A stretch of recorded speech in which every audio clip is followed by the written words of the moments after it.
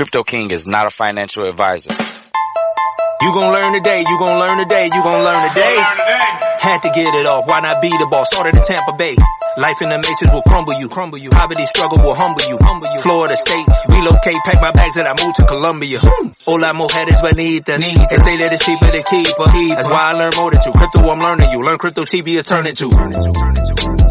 Please don't waste my time. Learn, yeah. Please don't waste my time. Learn today. Crypto TV. Please don't waste my time. Learn Crypto TV. Please don't waste my time.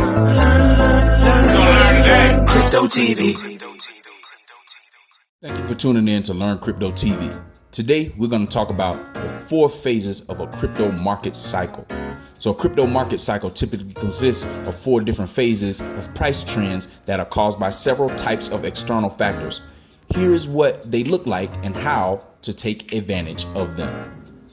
So what does a crypto market cycle look like? At a high level, market cycles are specific patterns that typically emerge from the psychology of market participants in a greater economic environment. This is a natural phenomenon that occurs in every market cycle, and every crypto market is no exception. Crypto market cycles start with no or interest or little in the market. However, as more interest and demand rises, asset prices generally rise to keep up with the increasing demand. At some point, prices reach a peak and eventually start to drop as interest declines and supply outweighs the demand. At the end of each cycle, a new cycle begins. Although it is difficult to pinpoint the start of the market end cycle, most cryptocurrencies go through similar stages, except for stablecoins. Understanding the characteristics of each stage and how typical each user may approach each of these stages can help you to participate in the market in a more informed way. The accumulation phase. Accumulation is the first phase of every market cycle. It starts after the end of each previous cycle when sellers have exited the market and prices are perceived to begin stabilizing. In this phase, the market volume is typically lower than the average, as interest in the market remains low. Therefore, no clear trend emerges and assets typically trade with tight range. So the characteristics in the accumulation phase is going to be the market sentiment is dominated by disbelief and uncertainty, low price volatility, and low trading volume.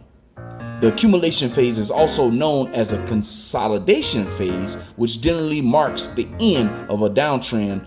Some market participants may still consider it an uncertain time to enter the market, as it can be hard to deduce whether the asset will continue trending lower. But from another perspective, long-term hodlers often look at the accumulation phase as a precursor to what they hope will be the start of a bull market. The period is especially attractive for long-term investors who are looking to buy and hold. For short-term traders, however, patience is key, as the phase can last anywhere from weeks to months or even years. At this point, positive news relating to the market circumstances at large can capture market participants' attention and potentially push the markets into the next phase, the markup phase. The markup phase, commonly referred to as the bull market phase. The markup phase is when the market moves higher in price and an increasing rate. During the markup phase, new groups of market participants enter the market, and that with generally comes a notable increase in volume at the beginning of this phase. From market sentiment standpoint, despite still being cautious, market participants still becoming optimistic about the outlook as companies and press begin to publish positive headlines. The demand for the asset begins to outweigh the supply, causing prices to appreciate in value as a result. So some of the characteristics here in this phase, market sentiments is dominated by optimism and excitement, an uptrending price chart, an increased trading volume, and favorable economic conditions. The markup phase may be a good time for new participants to enter the market, as an upward price movement is much easier to recognize. Additionally, dips or pullbacks in the market phase are mostly considered by many as an opportunity to buy rather than a caution signal. However, despite the overall optimism in the markup phase, assets will not necessarily increase in price. Not all assets follow the overall trend, and some may still be affected by negative news particular to them, which may cause the price to go against the general trend. The distribution phase. At some point after the bull run, some buyers become sellers. This is the distribution phase, where the buyers and the sellers in the market are at equilibrium. On one side, the market participants who are still looking to buy as they have confidence that the bull market is not over. On the other side are the sellers who are looking to lock in their profits. This creates tension between the bulls and the bears. While this phase of the market still sees high trading volume, asset prices generally fluctuate within a limited range until either the bulls or the bears surrender. As a result, this phase may cause low overall market sentiment to turn from optimistic to separation between greed and fear, with the prevailing uncertainty of whether the uptrend will continue or if the bear market is coming.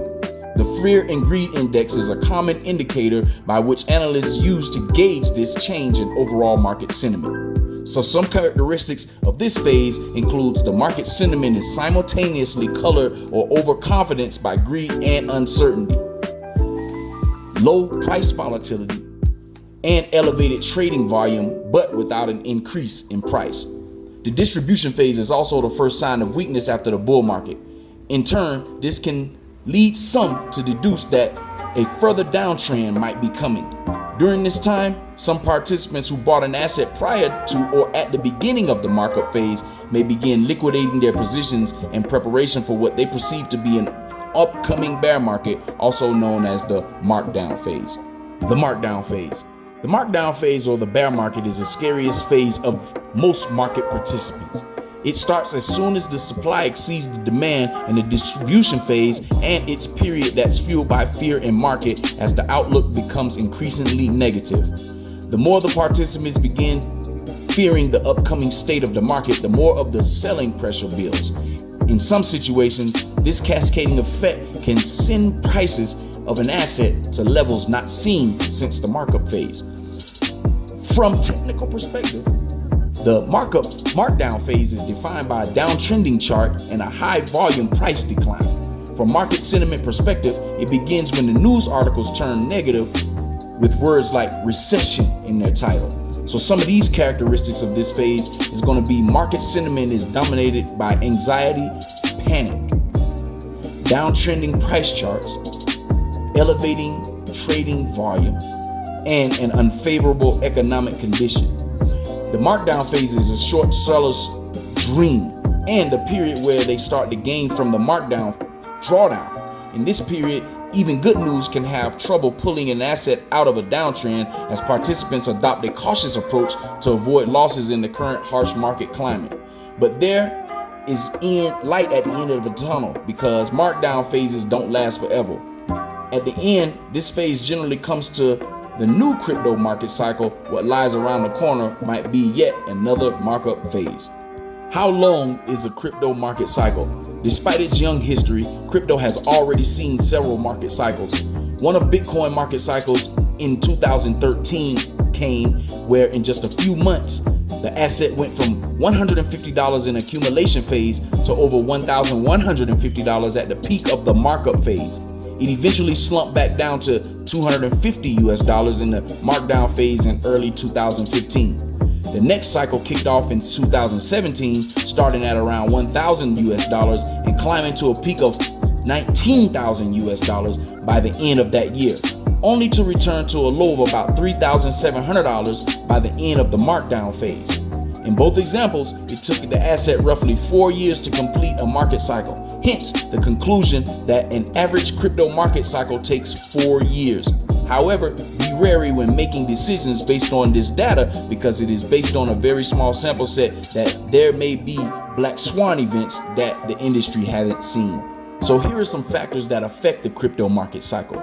In traditional finance, the factors that affect the market cycle are synonymous with the factors that might cause a bull or bear market.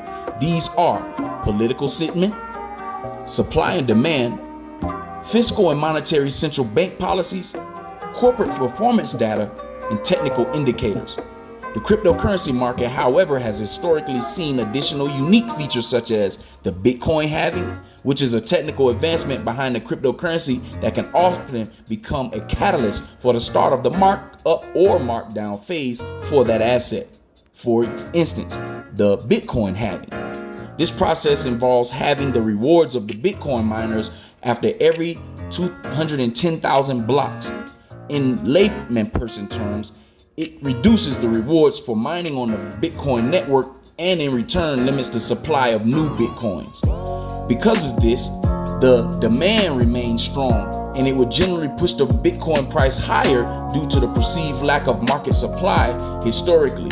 Bitcoin's halving has always created a new mark-up phase, making a good indicator in which to pay attention. And for the upcoming phase, the Bitcoin halving is in 2024, so you can expect the markup phase to begin or the bull run to start in 2025. Bitcoin correlation. Bitcoin is worth noting that regardless of the niche of the crypto asset, in exception to stablecoins, most share strong correlation with Bitcoin, which occupies 54% of the entire crypto market capitalization. Hence, if there are no strong catalysts, the market cycles of smaller crypto assets are likely to resemble the market cycle of that of Bitcoin. Social media influencers. An interesting observation of many minor cryptocurrencies is that due to their small market cap, their prices can be affected significantly by influencers.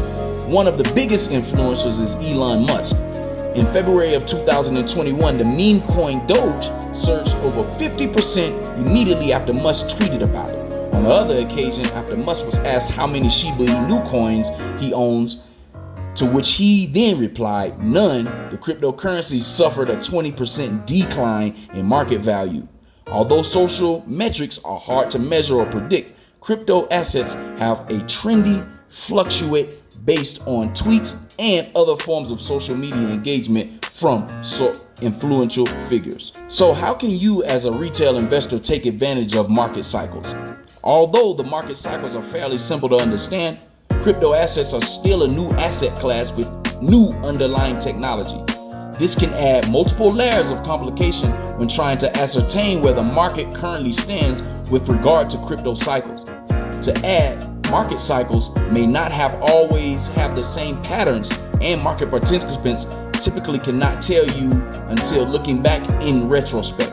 Understanding that market cycles are cyclical and managing your portfolio so that it accounts for markdown phases can help you to ensure that you won't be caught off guard. As much as we like to offer the assets to only increase in price, market cycles are ultimately inevitable. Family, it is up to you to do your own due diligence and do your own research. All examples that are listed here in this video today, you should not construe as information as any material as legal, tax, investment, financial, or any other type of advice.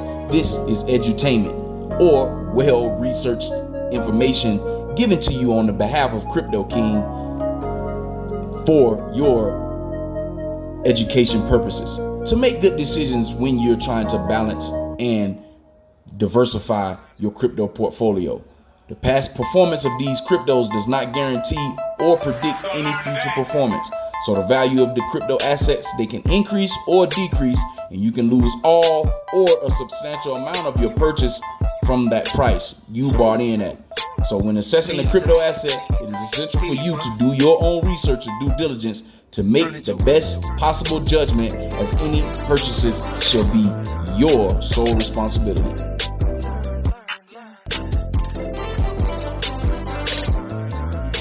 You're gonna learn today.